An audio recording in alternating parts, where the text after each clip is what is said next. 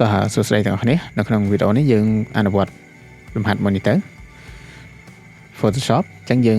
បើក Photoshop មកហើយបន្ទាប់មកយើង create new បន្ទាប់ពីយើង create new ហើយយើងមើលផ្ទាំងរបស់យើងអញ្ចឹងខ្ញុំចូលចិត្តប្រើប្រាស់ add an illustration ហើយ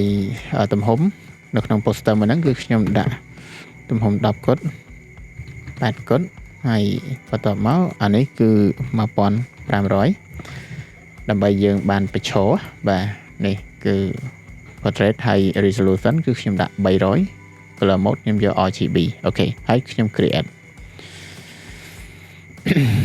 ឥឡូវនេះយើង create បានផ្ទាំងការងារមួយតោះឥឡូវយើងចូលទៅយករូបភាព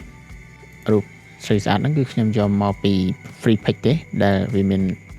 ជា background បែបនេះហើយខ្ញុំកាត់វាក្នុង Photoshop ហើយខ្ញុំអត់ធ្វើវីដេអូរបៀបកាត់ទេនៅហ្នឹងឥឡូវខ្ញុំយក text ដែលខ្ញុំបានព្រៀងទុកបាទអញ្ចឹងទាំងអស់គ្នាគួរតែព្រៀងនៅក្នុង note ឲ្យហើយថាយើងចង់ដាក់អីគឺយើងព្រៀងឲ្យហើយមកនៅក្នុង note បាទអញ្ចឹងទី1គឺខ្ញុំចូលទៅបង្កើត background ដោយខ្ញុំប្រើប្រាស់ solid អញ្ចឹងខ្ញុំយក solid ទៅហើយចំពោះ color background គឺខ្ញុំដាក់ color code វាគឺ color បែបនេះបាទ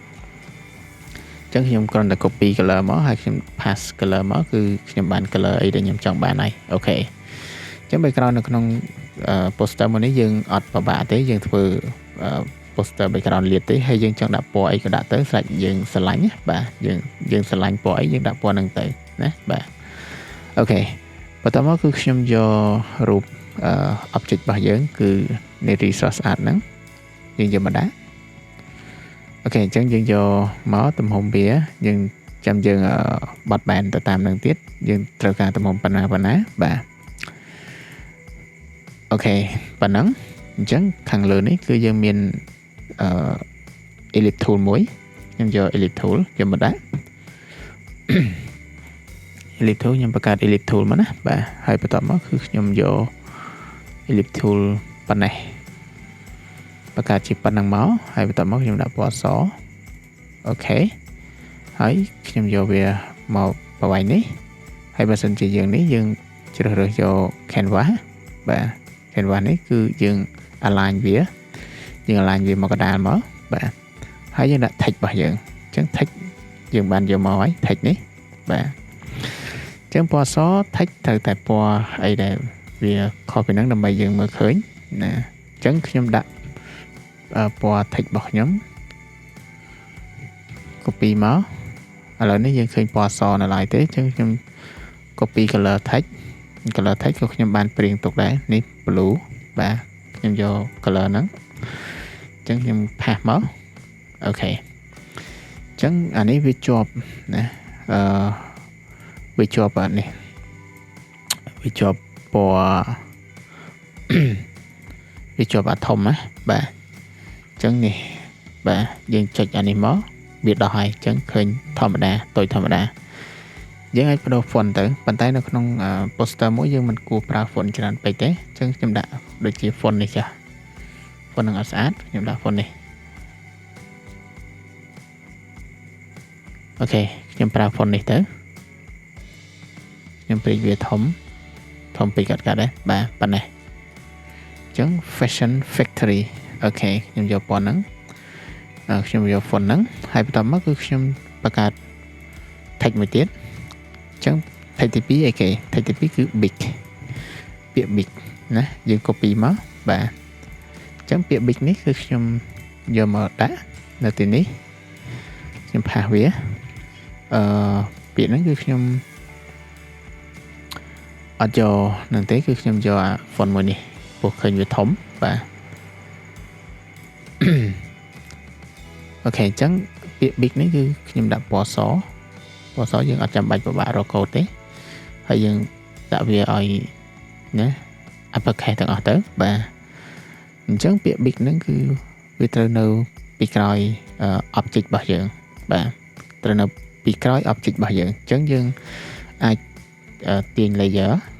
យកមកដាក់នៅខាងក្រោយអូខេប៉ុណ្ណេះបាទប៉ុណ្ណឹងយើងមើលឃើញថាប៉ុណ្ណឹងវាសមរម្យហើយអញ្ចឹងយើងដាក់អីទៀតយើង ដាក់text នៅខាងមុខអ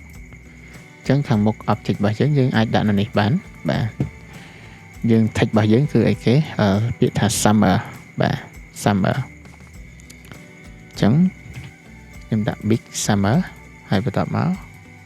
ពាក្យ summer ហ្នឹងគឺអូខេយើងនេះពាក្យ summer យើងយកប៉ុណ្ណឹងហើយបន្ទាប់មកគឺខ្ញុំយកវាទៅដូរ font ដែលខ្ញុំត្រូវការគឺ font មួយនេះបាទ XL Plus នេះអូខេអញ្ចឹងខ្ញុំយកប៉ុណ្ណឹងមកហើយខ្ញុំអូសវាឡើងទៅលើ object បាទឲ្យវានៅពីលើ object ហើយបន្ទាប់មកខ្ញុំព្រមវាឲ្យទូចតាមដែលខ្ញុំចង់បានបាទអូខេប៉ុណ្ណឹងមកហើយខ្ញុំ align វាចំកដាលបាទព្រោះ artwork នេះគឺយើងយកកដាលទេបាទអូខេហើយបន្ទាប់មកខ្ញុំយក color code បាទ color code របស់យើងគឺពណ៌ blue ពណ៌ខៀវអូខេបន្ទាប់ពីបានប៉ុណ្ណឹងហើយយើងធ្វើម៉េចទៀតអានេះគឺខ្ញុំដោះវាណាឲ្យវាមកអញ្ចេះអូខេ summer អញ្ចឹងខ្ញុំយកប៉ុណ្ណេះហើយបន្ទាប់មកក៏ខ្ញុំយកជា shadow គឺខ្ញុំទាញវា up គ្នាបែបនេះហើយទាញវាច្បាស់បែបនេះហើយខ្ញុំយកប៉ុណ្ណេះអូខេហើយបន្ទាប់មកគឺខ្ញុំយកពណ៌ shadow វាគឺខ្ញុំយកពណ៌សបាទអូខេប៉ុណ្ណឹងគឺឃើញច្បាស់អញ្ចឹងខ្ញុំយកឲ្យវារៀងទូចជាងនឹងតិចប៉ុណ្ណេះអូខេអញ្ចឹងខ្ញុំគិតថាប៉ុណ្ណឹងវាសមរម្យសម្រាប់ខ្ញុំហើយខ្ញុំបន្តទៅមួយទៀតគឺយើងយកពាក្យថា cell អញ្ចឹង cell យើងដាក់ឡើងលើមកដាក់ខាងលើពាក្យ summer ហ្នឹងក៏បានបាទអូខេអញ្ចឹងយើង copy ពាក្យថា cell ហើយយើង pass ពាក្យថា cell មកអូខេអញ្ចឹងខ្ញុំអូសទៅក្រោមអញ្ចឹងពាក្យហ្នឹងគឺខ្ញុំយកទូចជាងនឹងតិចទៀតអូខេប៉ុណ្ណឹងគឺខ្ញុំយកប៉ុណ្ណេះខ្ញុំអាច align វាឲ្យចំកដាលដើម្បីឲ្យវាច្បាស់ថាវានៅចំកដាលពាក្យ summer នេះខ្ញុំលើកឡើងលើបន្តិចប៉ុណ្ណេះទៅកុំឲ្យលើកខ្ពស់ពេកអូខេប៉ុណ្ណឹងហើយបន្ទាប់មកខ្ញុំយកពាក្យខាងក្រោមមួយទៀតបាទ get up to 80% discount អញ្ចឹងខ្ញុំយកហ្នឹងមកខ្ញុំ copy បាទខ្ញុំបង្កើត text មួយទៀត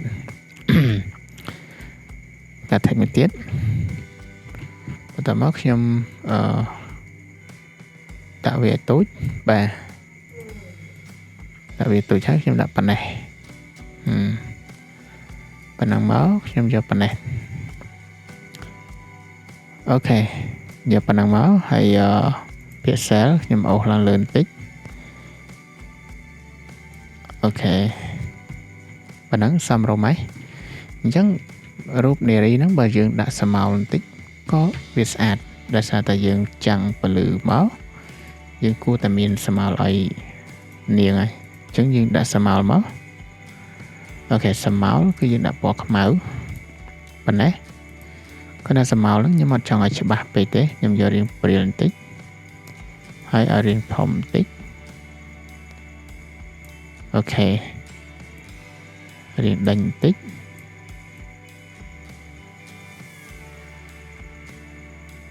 ប៉ុណ្ណេះ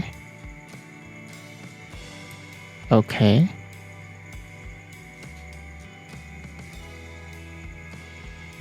ចឹងរៀង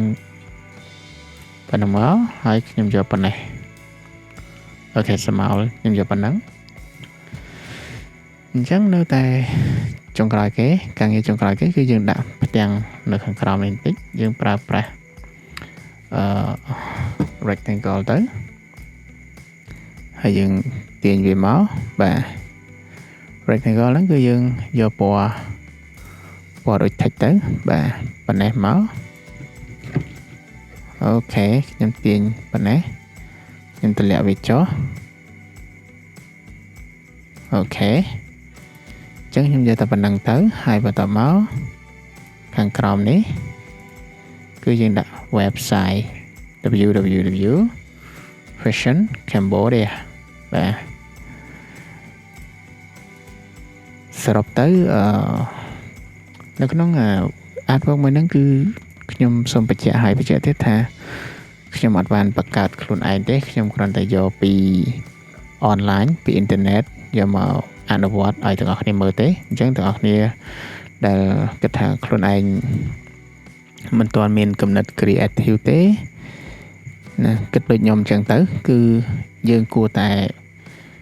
យកបាទអញ្ចឹងអានេះbanner box នេះគឺខ្ញុំអត់ឲ្យវាច្បាស់ពេកទេខ្ញុំដាក់វាត្រឹម 75% ឬក៏60% ចាអូខេប៉ុណ្ណឹងអូខេអញ្ចឹង